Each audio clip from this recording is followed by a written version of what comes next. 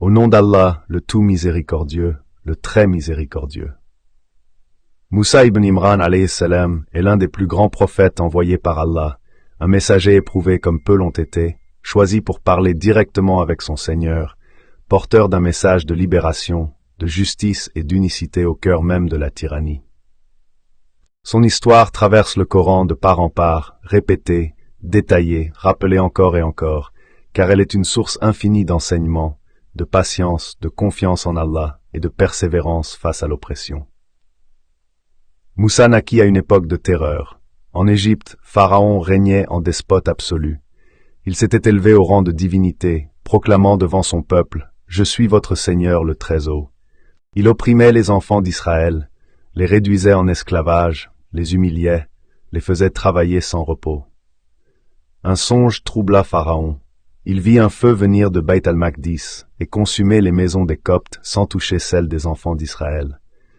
Ses prêtres lui annoncèrent qu'un enfant parmi les enfants d'Israël naîtrait et causerait sa perte. Pris de peur, Pharaon ordonna que tout nouveau-né mâle des enfants d'Israël soit égorgé, tandis que les filles seraient laissées en vie pour servir. C'est dans cette atmosphère de sang et de peur que la mère de Moussa tomba enceinte.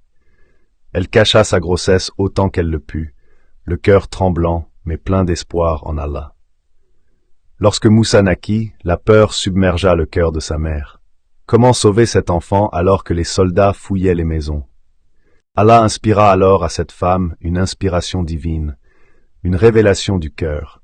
Allaite-le, puis lorsque tu crains pour lui, jette-le dans le fleuve, et n'aie ni peur ni tristesse, car nous te le rendrons et ferons de lui un messager. Elle fabriqua un coffret, y plaça son nourrisson, l'embrassa en pleurant et le confia au Nil. Ce geste qui semble humainement insensé était en réalité un acte de foi absolue. Le fleuve emporta le coffret jusqu'au palais même de Pharaon. Ainsi, Allah fit grandir son ennemi dans la maison de celui qu'il allait détruire. La femme de Pharaon, Asiya, trouva l'enfant et son cœur fut immédiatement rempli d'amour. Elle dit à Pharaon que cet enfant serait une joie pour leurs yeux et qu'il ne le tuerait pas. Allah avait déjà décrété que Moussa serait protégé. Mais Moussa refusa toutes les nourrices. Aucune femme ne parvenait à l'allaiter. Sa sœur, qui suivait le coffret de loin sur ordre de leur mère, se présenta et proposa une femme digne de confiance. Ainsi Moussa fut rendu à sa mère, allaité par elle, élevé sous sa protection, tout en vivant dans le palais de Pharaon. La promesse d'Allah s'accomplissait. Moussa grandit, fort et droit. Allah lui accorda sagesse et science. Un jour, alors qu'il entra dans la ville à un moment d'inattention de ses habitants, il trouva deux hommes qui se battaient, l'un des enfants d'Israël, l'autre des partisans de Pharaon. L'homme opprimé appela Moussa à l'aide. Moussa frappa l'Égyptien d'un coup qui le tua involontairement. Moussa fut saisi de regret et dit que cela était l'œuvre de Satan. Il demanda pardon à Allah, et Allah lui pardonna. Mais la nouvelle se répandit. Le lendemain, un homme vint en courant l'avertir qu'un complot se tramait pour le tuer. Moussa quitta l'Égypte, seul, sans richesse, sans monture, fuyant vers Madian, confiant uniquement en Allah. Épuisé par le voyage, affamé, il arriva à un point d'eau où des bergers faisaient boire leurs troupeaux. Il vit deux femmes à l'écart, retenant leurs bêtes. Il les aida par pure bonté, puis s'assit à l'ombre et invoqua Allah, reconnaissant son besoin total de lui. L'une des femmes revint timidement l'inviter auprès de leur père, un homme pieux, que beaucoup identifient comme le prophète Chouaïb. Moussa raconta son histoire. L'homme lui proposa de travailler pour lui et d'épouser l'une de ses filles en échange de 8 ou 10 années de service. Moussa accepta. Il vécut alors des années de paix, de travail, de patience, se préparant sans le savoir à la mission immense qui l'attendait. Lorsque Moussa accomplit son terme et repartit avec sa famille vers l'Égypte, une nuit froide et obscure, il aperçut un feu du côté du monture. Il s'en approcha pour chercher de la chaleur ou une direction. Là, Allah l'appela « Ô Moussa ». Il lui ordonna d'ôter ses sandales, car il se trouvait dans la vallée sacrée de Tuwa. Allah se présenta comme le Seigneur des mondes, lui ordonna l'adoration exclusive, l'établissement de la prière et l'informa de l'heure à venir. Allah confia à Moussa sa mission, aller vers Pharaon, car il avait transgressé. Allah lui donna des signes, son bâton se transforma en serpent réel, et sa main devint blanche et lumineuse sans mal. Moussa ressentit de la crainte et demanda à Allah de renforcer sa poitrine, de délier sa langue et d'envoyer avec lui son frère Haroun, plus éloquent. Allah accepta. Moussa et Haroun se rendirent auprès de Pharaon avec douceur dans la parole, comme Allah le leur avait ordonné. Ils l'appelèrent à adorer Allah seul et à libérer les enfants d'Israël. Pharaon les rejeta, se moqua, nia le Seigneur des mondes et accusa Moussa de sorcellerie.